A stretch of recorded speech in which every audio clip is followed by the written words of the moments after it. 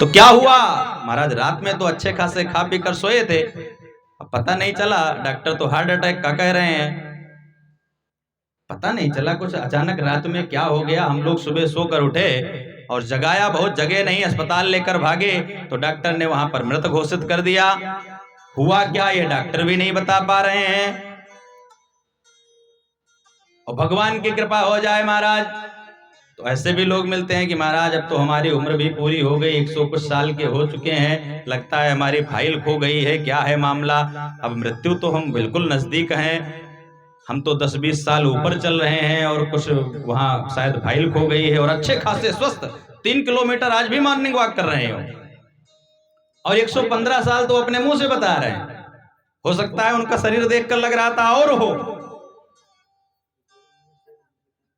धर्म की शरण में रहने वाला प्राणी मात्र, धर्म के लिए जो समर्पित है, उसका कल्याण 100% संभव है।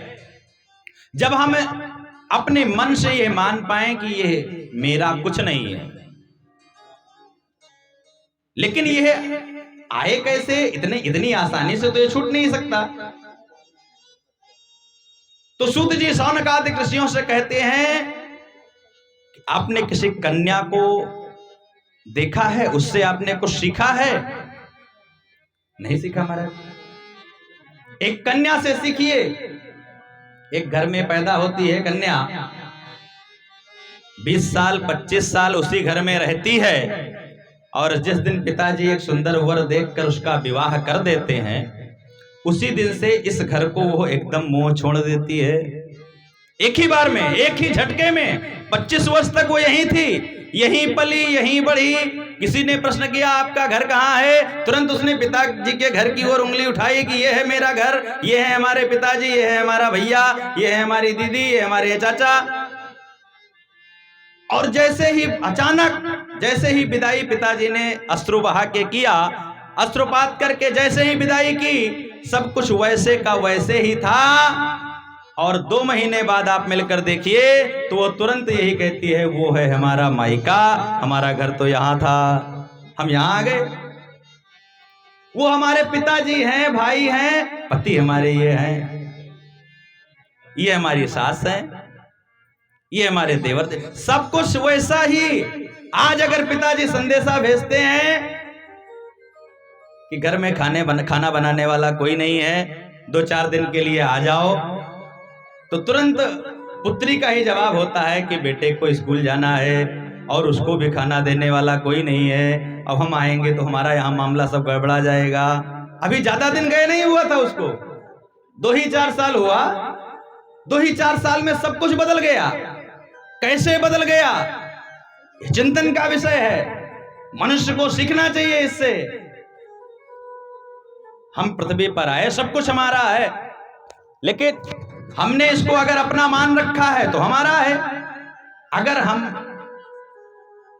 ये मान लें कि जो कुछ भी है हमारे पास प्रभु का दिया हुआ प्रसाद है, हम तो उसके चाकर मात्र हैं, नौकर हैं, ये सब कुछ नारायण का है, तो अगर लाभ भी होगा तो घमंड नहीं होगा, हानि भी होगी तो आप अपने पथ से भटकेंगे नहीं, क्योंकि लाभ हानि का तो जिम्मेदार कोई और है। भैया हम जहाँ नौकरी करते हैं या जहाँ नौकरी हम आप करते हैं, वहाँ पर उस कंपनी में उस सरकार को चाहे जितना लाभ हो चाहे जितना हानि हो, हमें क्या फर्क पड़ता है, हमें तो अपनी महीने की तनख्वाह मिल रही है, हम उसी में मस्त हैं। तो जब लाभ हानि उस परमपिता परमात्मा की होने लगेगी, हमारे ऊपर कोई फर्क नहीं पड़ेगा, तो परमपिता परमात्मा भी सोचेगा कि भैया लाभ हानि ज्यादा ना कराओ, इसको तो कोई फर्क ही नहीं पड़ रहा है, सब कुछ इसका चकाचक रखो, नहीं तो ये तो बहुत मस्त मौला आदमी है। और उसका जीवन बड़े सुंदर तरीके से चलता रहता है। उस कन्या से मनुष्यों को सीखना चाहिए। कल सब कुछ यही था, यहीं से एजुकेशन हुई, यहीं से शिक्षा हुई, सब कुछ यही था। आज 10 मिनट का समय नहीं है, आती भी है रक्षाबंधन पर या बुलाने पर तो अनेकों आपको एहसान बताएगी, इतना काम पड़ा था सब छोड़ के आई हूं, अभी जाऊंगी तो सब हमें वहीं करना है। यहां कुछ नहीं कर रही थी, कैसे उसने सब कुछ एक जगह छोड़ के कैसे पूरी गृहस्थी वहां उसने बना ली, कैसे पूरे घर को सजा दिया, संवार दिया और चैन से बंसी बट 1 रुपए की उसको कोई दिक्कत नहीं होती वहां। आपने अच्छी सुंदर व्यवस्था की, अपने घर से एक व्यक्ति को हटाने के लिए 10, 20, 50 लाख रुपए खर्चा किया और उसको खर्चा करके भेजा और आज वही बुलाने पर नहीं आ रही है। और अगर कदाचित उसको वर सही मिल गया, सास ससुर सही मिल गए तो उसका जीवन बहुत बढ़िया चल रहा है। और अगर वही गलत मिल गए, निर्णय गलत हो गया, पति गलत मिल गया, सास ससुर गलत मिल गए, तो क्या हुआ कि भैया जो कुछ खर्चा हुआ था 50 लाख रुपए सब मिट्टी हो गया। अब तो कोर्ट में है फाइल, वहीं से निर्णय होगा। तो सारा तामझाम, सारी सजावट, सारे खाने पीने, आने वाले रिश्तेदार सब विडंबना मात्र रह गए। कोई कर पा रहा है उसमें मदद? सूत जी शौनक आदि ऋषियों से कहते हैं कि जैसे वो योग्य कन्या जाकर वहां पर, जिनको कोई जानता ही नहीं था 25 साल पहले, वहां पर जाकर पति को अपने कब्जे में किया, सास ससुर की अगले महीने से चाबी मिल गई, वहां की वो मालकिन हो गई और पति उसके इशारे पर नाच रहा है, तो तुम्हारा ये मन कितना दुष्ट हो गया कि जो तुम सैकड़ों वर्षों से उसको अपने पास रखे हो वो तुम्हारे बस में नहीं है, तुम्हारे हिसाब से वो नहीं नाच पा रहा है। वो गैर पढ़ी लिखी कन्या अपनी चातुर्य बल से, अपनी बुद्धिमता से अपने पति को भी कब्जे में कर लिया, सास ससुर को भी कब्जे में कर लिया।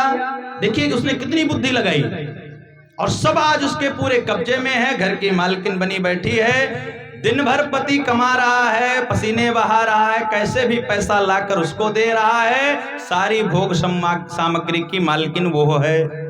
आप तो खाली कहते रहो हमारा घर बना है, घर में रहने का सुख आपको पता ही नहीं, केवल सोने आना है आपको रात में घर, केवल सोने आना है और कुछ नहीं करना है आपको, पूरे घर पर कब्जा उसका है। तरुणी प्रभुता गेहे, पहले दिन ही सुना है ना, उस कन्या का, उस नवविवाहिता का पूरे घर पर प्रभुता है। तो जैसे उसने पूरे घर को अपने कब्जे में कर लिया, अपनी बुद्धिमता के बल पर, अपनी चातुर्यता के बल पर, तुम्हारा मन कैसे है कि तुम अपने ही मन को अपने कब्जे में नहीं कर पा रहे हो? भैया कम से कम अपना मन को तो मना लो। समय नहीं मिल पाता महाराज, नहीं तो पूजा करने का तो बड़ा मन होता है, मोबाइल चलाने का समय मिल जाता है, फेसबुक पे जाने का, पोस्ट करने का, स्टेटस देखने का है, समय मिल जाता है। पूजा करने में ही सारी नौटंकी है, पूजा करने में ही तुम्हें समय नहीं मिल पा रहा है, दीप जलाने में, धूप, जैसे शारीरिक ऊर्जा भोजन से प्राप्त होती है। हम एक टाइम भोजन ना करें तो शरीर शिथिल होने लगता है कि पता नहीं अब शाम को भी भोजन मिलेगा कि नहीं मिलेगा। और एक टाइम जो एक दिन व्रत रखते हैं, नवरात्रि में व्रत रखते हैं जो लोग, वो बढ़िया खूब, जब जिस दिन व्रत खोलते हैं, व्रत का पारायण करते हैं तो बढ़िया पनीर बनाते हैं, खूब स्वादिष्ट भोजन बनाते हैं। भैया बहुत दिन से व्रत थे, जबकि फलाहार में और चकाचक चल रहा था मामला, तो बढ़िया फलाहार करते हैं कि हम आज व्रत खोल रहे हैं तो हमें थोड़ा अच्छा खाने को चाहिए। तो हम क्यों भोजन करते हैं? शारीरिक ऊर्जा के लिए, कि हमारा ये शरीर स्वस्थ रहे, क्योंकि शरीर स्वस्थ रहेगा तो शरीर माध्यमेन खलु धर्म साधनम, शरीर के माध्यम से धर्म की स्थापना हो सकती है। तो शरीर स्वस्थ रहेगा, बलिष्ठ रहेगा, तभी तो धर्म की स्थापना होगी। वैसे ही जैसे हम भोजन करके शरीर को स्वस्थ करते हैं, वैसे ही अगर आपके मन को, अपनी आत्मा को अगर खुश रखना है, इसको संतुष्ट रखना है, इसको हष्ट पुष्ट रखना है, तो आपको पूजा पाठ भी करना पड़ेगा।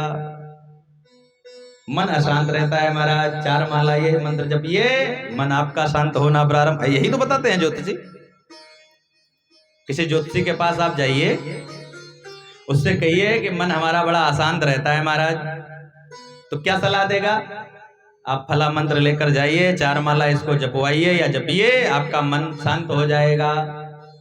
रात भर महाराज नींद नहीं आती है, क्या करें? तो तुरंत सलाह देगा कि आप पूजा का ड्यूरेशन बढ़ाइए, टाइमिंग बढ़ाइए, जितना आप पूजा करते जाएंगे आपकी आत्मा, आपका मन उतना ही संतुष्ट होता जाएगा।